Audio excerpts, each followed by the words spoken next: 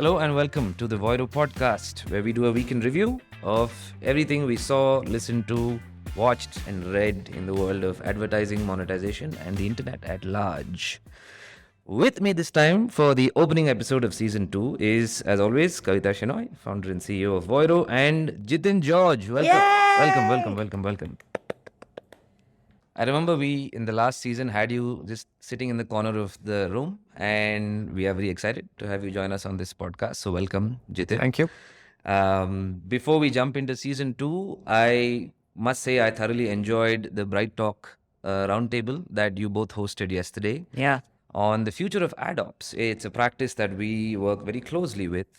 And we had over 100 attendees, and I'm very excited to stay connected with this Somebody community. on your LinkedIn profile, after you put up one of the promos, said, "Truth from the trenches." Oh, yeah. I was like, yeah, yeah. that's what it is. Truth from the trenches. Yes, Yeah. absolutely. But very excited about it. And today we begin season 2 of our podcast, where we are going to change up the format a little bit. We're going to pick a topic, go slightly deep into it, and then do our usual week in review and pick up the things that we found on Slack that were interesting.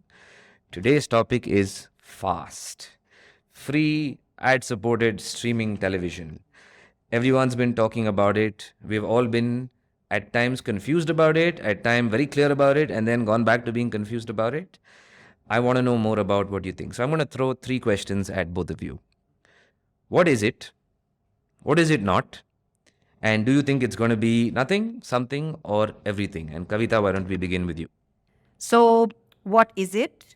It is basically cable TV through the internet, right? That's basically what it is. That's what I have figured that it is, and that's the future of, and that's the geography or the landscape FAST will occupy.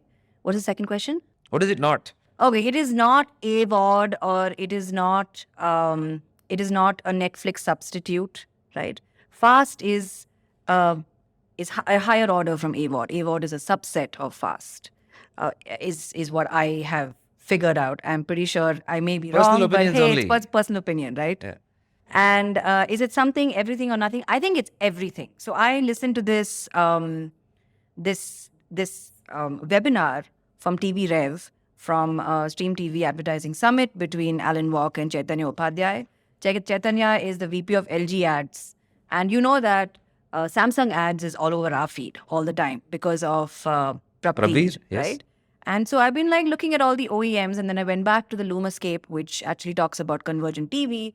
And I realized that there is this slow but steady movement between people who are creating devices, and they're also trying to clock in content, and they're trying to get content deals. And it started off with smaller providers that did it in the past, and they became apps, and then they had devices, and then those apps on those devices, like Samsung TV Plus, has a little button which I sent you pictures of, saying, "Hey man, I have a CTV in my house," right? Is basically like Tata Sky. It has a guide. You can't skip forward. It's an appointment viewing. But the magic over here is the fact that each household can actually collate their own programming guide by household level. So I don't know when you were a kid, and this is also belying my age, where you would open the newspaper, go to the TV guide and see what's on Cartoon Network or whichever course. network that Yeah. you were looking at. And this morning when I was coming to work, I was looking at Twitter, and somebody was talking about how Mark Anderson has now declared async work as the future and the next step after remote working. And you know how late I am on Fridays all the time, right? So it's not like I'm not available. I'm just physically all over the place. I'm either in some yoga class or I'm trying to get to work. And so, but it's not like work is not happening, but it's happening asynchronously. So households also today, unlike in the past, are not synchronized. Mom and dad don't go to work at the same time. Children don't go to school at the same time. They may not come back from school at the same time. So prime time, children watching time, what you watch, when you watch, etc., are now dictated asynchronously. So each household has its own rhythm, which means that each device will actually pick up on that rhythm. And the beauty of all of this whole CTV fast business is that when I put on the television, it automatically knows what time of day it is, what locality I'm at, what I used to watch in the past, what my household likes, and it'll put it on for me. It's like my personal Jeeves. I mean, I'm obviously romanticizing this whole thing, but human beings are inherently lazy, right? I don't want to actively go looking for entertainment. Remember Varsha in your house once said, "Hey man, can I just put on the TV and just watch something?" Where are those days? Yeah. So I think it's everything. What do you think, Jimmy? Okay. Question number one. For me, FAST is just an evolution of a traditional linear broadcast TV. It's a platform that allows the consumption of linear content, content over the internet, but in a traditional channel-like experience that you would normally have.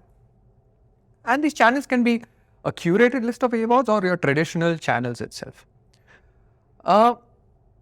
What it's not, this is broadcast. It's unlike AVOD. AVOD is more like you're sending a stream to a single user, but here it's broadcast to multiple. So multiple people are seeing this. Can't skip forward. Everybody's seeing the same content at the same time. Correct. Third question. I'm not convinced. Oh, come on. I give such a great reason. I'm not convinced. Viewership has doubled. Okay. In the last year. However, in my opinion, it's cord cutters who are so used to this experience of, like you said, you just switch on the TV and you want to see something. Dude, listen to me. This whole TikTok thing where you're just like swiping and just going by reels after reels, or everybody's just like saying stuff to you. It's like TV. That's TV. That's exactly what TV is. Don't you agree? That's TV, right? Just flip through channels. I'm telling you. They'll come around. No. The cord nevers will come around. They will see the truth. We have grown up looking at that newspaper and figuring out the shows, not the youngsters. They are not used to it. They know what to watch and they'll find it and they will get to it. I think we're giving them too much credit. Who, the young people? Yeah. Hey, we're all young people in this room. Okay then. Okay, go on. So that's my take. Okay, What's your so take you think on it? it's everything? You think I it's think it's gonna be everything. He something? thinks it's nothing. Okay. In the show notes, I'd love to put down the TV Rev podcast that you listen to, and two other things that I went back and read and watched. One is TV Rev has this 67-page report that says FAST is the new cable. And it's a beautifully detailed report that breaks down the entire ecosystem. And there's also a Stream Time podcast episode that talks about sport and why FAST is going to carry the world of sport. And obviously, as I was doing this research, I came across a bunch of contradictions. Through season 1 of our podcast, one of the things we addressed in the world of advertising is that everything has a contradiction. There is an exception to everything, and FAST was no exception to this rule for me. But I went back and dug into why the model came about. And it's actually a fairly recent trend. It's 2018, 2019. I think Pluto TV was the reason FAST came about as a term to begin with. But it's a term that's been applied to a concept that's been around for decades.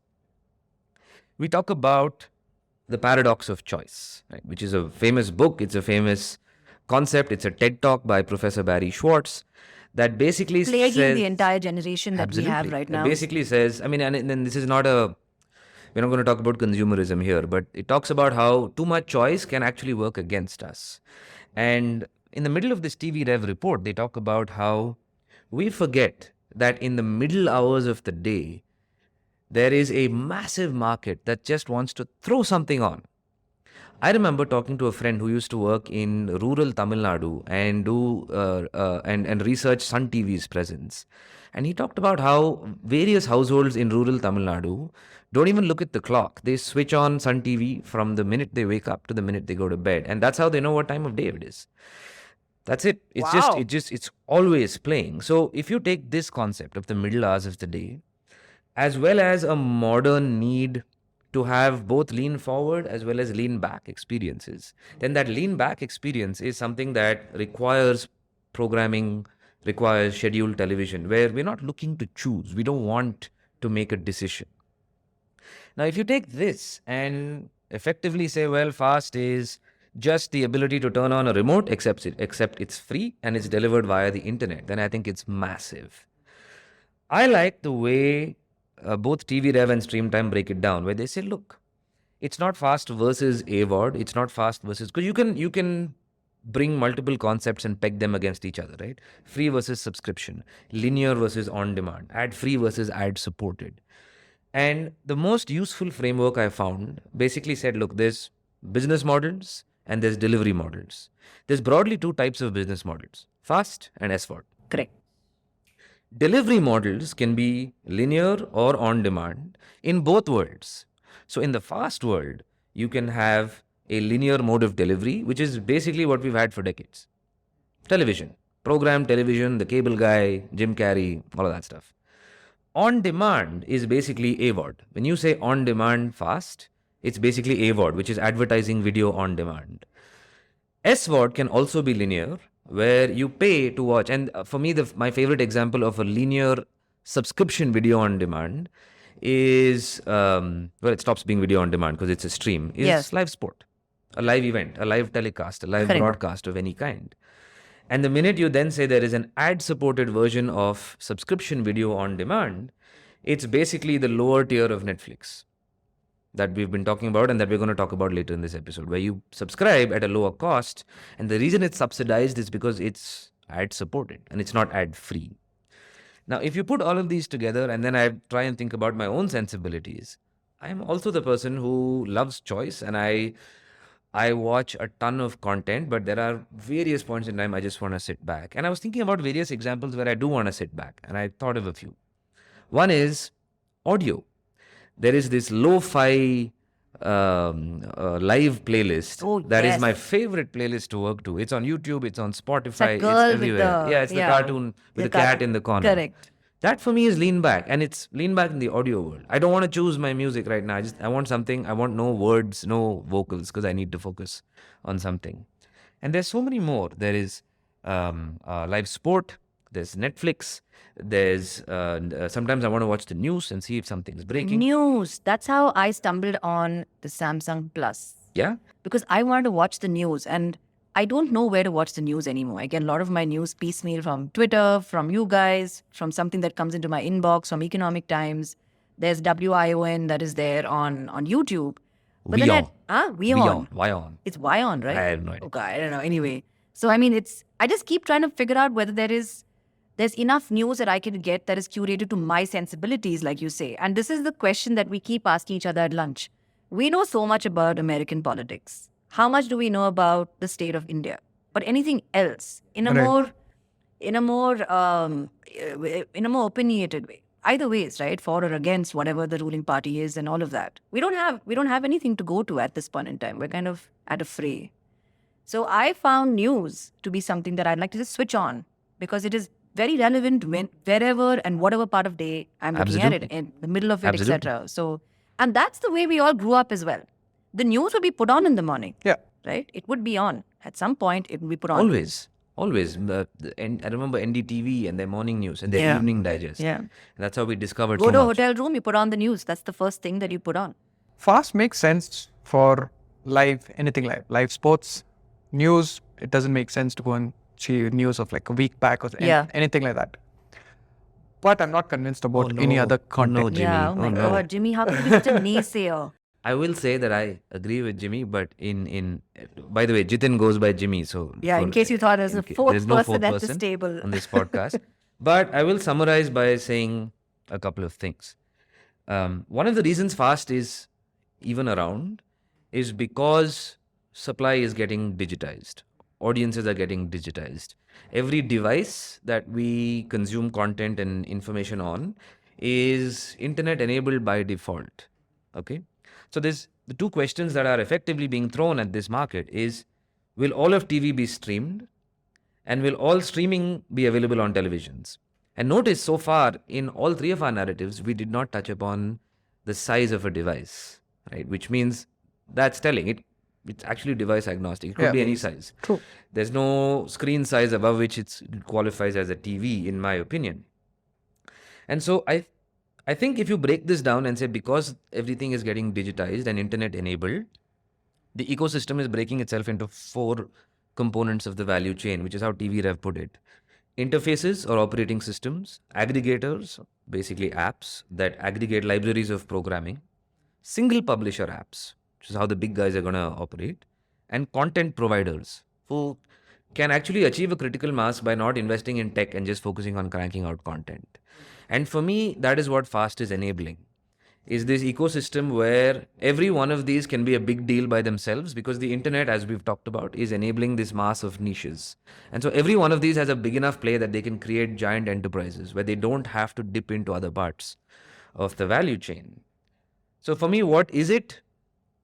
Is a business model. That's my favorite description. Yep. What is it not? Is anything that is going to require subscription.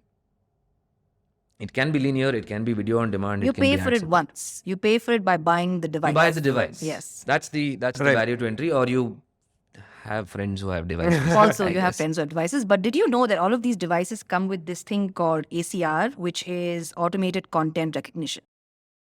Oh, okay. And I did not know that. that's Ah. being touted as the new cookie. So it's built into the chip. The chip recognizes what's playing based on various sound waves. So that's how the TV, the device in itself, actually understands what the content is.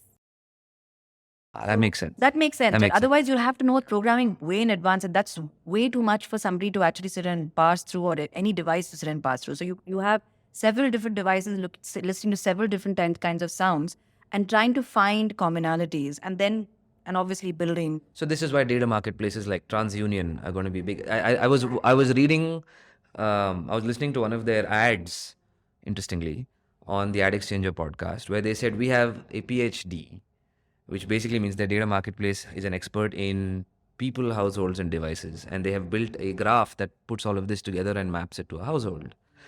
So that makes sense. That makes so much sense. I do believe in the world of fast is this concept called EPG, which is Electronic Programming Guide. My bet is that the future of this is not just going to be, hey, how do we take our cable streams and put them on a fast business model?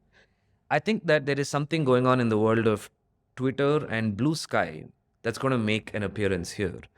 Blue Sky is this project that Jack Dorsey had floated, as we all know, where he was trying to open source the algorithm. If fast is going to be programming that puts itself together and operates almost like a news feed, I think at some point we're going to look to open source that and pick the algorithms that we want. Yeah. So that we can still get that laid back experience, but it's almost like a news feed that we like. Correct. Yeah. Correct. Something in there is going to happen. I think the tech is also easier that way. See, currently the tech is very complicated and fast. You need to broadcast the stream to so many people. If you want to insert an ad which is addressable, you need to insert it into the stream that a user is receiving, right? You need instead, SSAI. You need SSAI for that. Yeah, Publica has made some Yeah, and Publica, Samsung. a lot of yeah. advancements over there. Amagi. Yes. Recently, we had an announcement, right? Like that Samsung has chosen Publica to be their Correct. DSP. Yeah. But instead, I'm looking towards AWOD and the recommendations automatically giving you that laid back experience. You just switch it on, it'll recommend content and play it out to you. If you Spotify, you can just start playing and it'll keep recommending songs Yeah. based on what you listen. Yeah.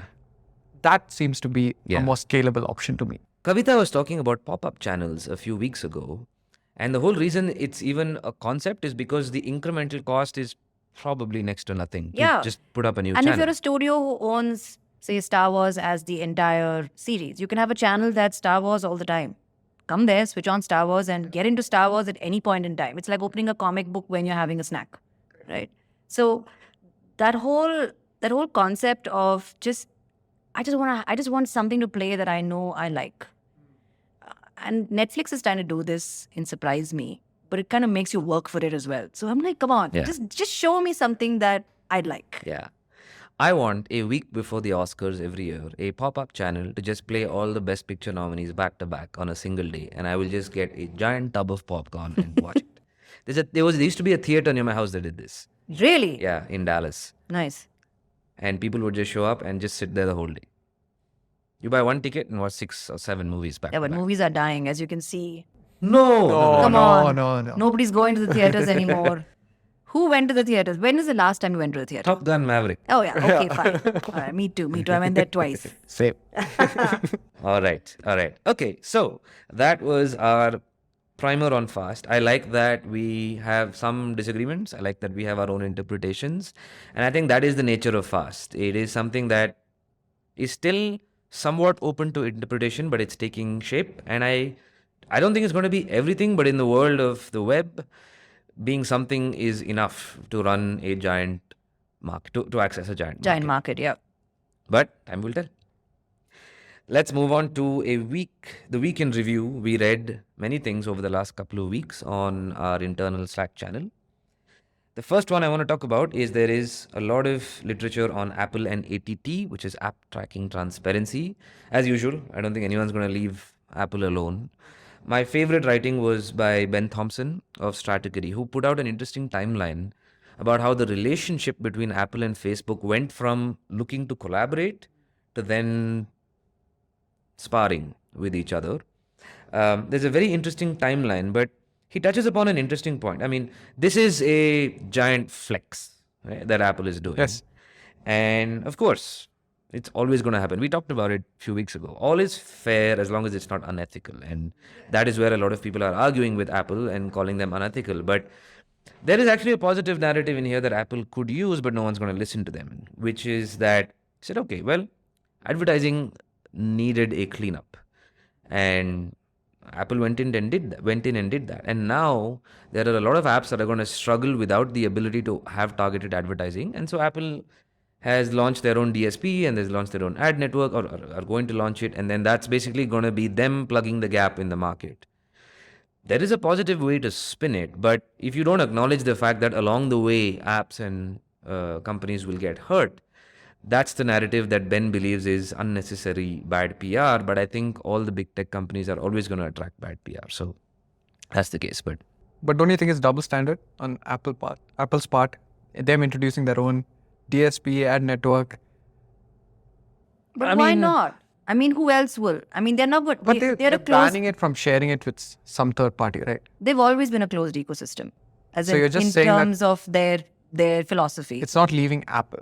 It's not the data is leaving, not leaving leaving Apple. Apple. Yes. That's about it. This is comes back to that concept of how do you deal with conflict in your life, and there are so many ways to get hassled about this. But what is the philosophy behind which this has been done? So I feel that this is Apple's philosophy. Keep it in the family. That's it. it's a shrewd business move that businesses will always make. I think that's basically what it is. I don't think in the world of business there is anything called double standards, as long as you were able to tap into an opportunity and make it work. Now, along the way, companies got hurt. Facebook being the biggest one, and it's going to be interesting to see where that heads. I cannot stop thinking about the fact that in the movie The Social Network, Mark Zuckerberg says ads are not cool, and today they are being smashed in the market because of ATT and the fact that it took away a chunk of Facebook's ad revenue. Yeah. But Facebook was the most impacted, but they still have. It's a bigger companies that will figure it out and come up with systems, but it's the smaller players that are really They've struggling. wiped out so many of the smaller players. So Apple's narrative is that in order to support those small companies, they must have their own ad network. It's a business move. There's no barrier to entry in discovery of apps and making sure that you have a showcase window in terms of trying to get people to actually subscribe to your app and, in their Play Store and all of that. There will be people who will always hate Apple. There will be people who will always love Apple. Apple will continue to be this giant corporation that grows, and the way they grow is through moves like this. That's always going to be the case. Kavita, you threw up a new term this week, BVOD. What is BVOD? I thought we were done with 3 of them and fast. So I asked this question I threw it open to the office on the Slack group. I said, anybody who can explain this to me, I'll give you a prize. And then Vishnu, yeah. So Vishnu sent me an article that said AVOD, BVOD, TVOD, SVOD, OMG VOD, right? So it's nothing but public service broadcasters who are actually streaming already broadcasted content for free. So you have companies like ITV Hub, iPlayer, BBC, because let's face it, it's becoming very, very expensive for us to manage all of our subscriptions, right? And I believe that with all of this hoo-ha over Netflix and subscribers and everybody subscribing to premium content, original content and all of that, a lot of the free content that you can actually access has fallen by the wayside. I actually went and looked up Tubi. Have you looked up Tubi? There's so much free content there. And there's stuff that I've never heard of. Like, I have never heard of any of these movies or short films or serials. I'm sure that they're playing on various types of networks around the world, but they're aggregating them. And it's interesting. You can actually go and pick whatever you want and watch. So BVOD is nothing but broadcast video on demand. It is the opposite of SVOD, right? I think. And it is broadcasted content, so a broadcaster owns it. You can skip ahead because it's a video on demand and it's free. So I don't think it's a thing. No, but I think it's trying really hard Yeah, to it's sit trying at the really same hard. table. But the interesting thing it's here, trying hard to sit there. there's a time limit on it.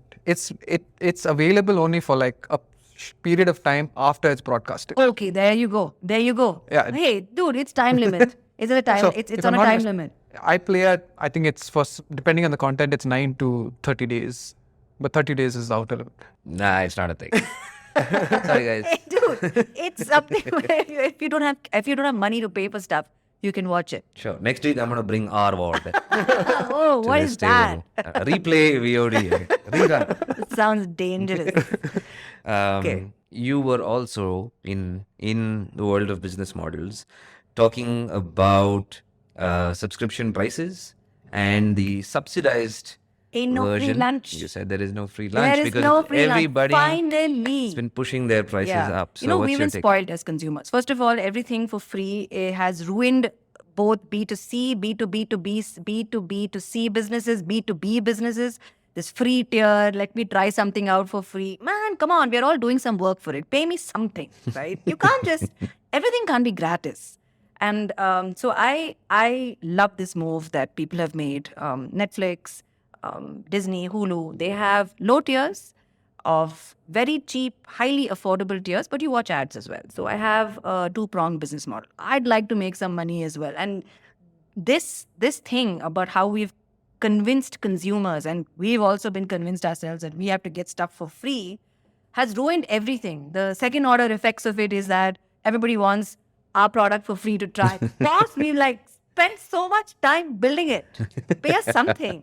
So It's bound to happen. It's bound to happen. So I think, one is content is really expensive to make. It is very, very expensive to make. We tried it. We're doing it right now. Look at the amount of time we're spending amongst all of us. So there's a lot. There's a lot that has to be paid for. And I think a low-tiered model is great, keeps people honest about why they're watching what they're watching, and keeps people committed. Yeah. And I think in the evolution of most tech products in the last few years, we've seen this happen, right? Either venture capital or friendly public markets end up subsidizing the experience for us. But when that dries out or when that goes through a tough patch, we will see prices go up. And this is a tough but conscious decision that a lot of these products do take. And I guess consumer behavior has to change to not expect everything for free and then to choose. I know that Jimmy here used to pay for in-game coins in all of his games. Are you on, serious? Yeah. Real cash One money. transaction. Cash One. money. Cash money. Cash money. Excellent. So, Okay. yeah. Why don't we round off with the last thing that we read, which is a note about Walmart's revenue being small but soaring. Yep. I know we've talked endlessly about retail media. AdExchanger had a podcast this week about retail media networks with someone from McKinsey, which I thought was very interesting, where she talked about everything that's happening in the world of retail media as akin to the evolution of a butterfly, but also seismic effects that are taking place across the internet and the world of advertising. And then if you know where the fault lines are, you'll know where the money is going. Yep. What was your take on Walmart's report? I was very taken up by the fact that their CFO, Rainey, in his first Walmart earnings call, said that I can't remember a business with a margin structure of the advertising business here at Walmart and having a 30% growth for the quarter. So advertising is lucrative. It is high margins, a lot of EBITDA there. You throw people at it, you start mucking around with it, you're going to lose it, the entire margin aspect of it. What did you think, Jimmy? Importantly, high margins. It's coming from a low margin game and suddenly opening up a new revenue channel, which is super high margin. That's one thing. And another thing is it's actually feeding back into its main business, which is selling products. You provide advertisements, it's feeding that itself. It's an amazing feedback loop. Yeah. What do you think, Anand? I'm big on retail media. We have one discarded episode where we talk only about first one, retail yes. media. But I think it's going to be huge. Yeah. I'm still very curious to know where budgets are going to come from. But I believe that if you look at what's happening in the world of agencies that are creating commerce centers of excellence, if you look at Amazon having set the bar at 31 billion last year and climbing, and everybody else being in middling single digits, there's a lot of room to sort of grow. Yeah. And I'm curious to know if in the world of retail spending at large, if the last 2 years have been an accelerant, if they've been a distortion in spending patterns. But safe to say that if the overall purpose of advertising is to drive commerce, then the shortest route between ad spend and commerce is going to be in the world of retail media. For sure. For sure. Okay. All right. And that brings us to a wrap for the first episode of season 2. Thank you, Jimmy. And I'm looking forward to the rest. Thank you so much. Shout out to our team, Santosh, Leena, and Gautam. Thank you so much. And we'll see you next time. Bye. Bye. Bye.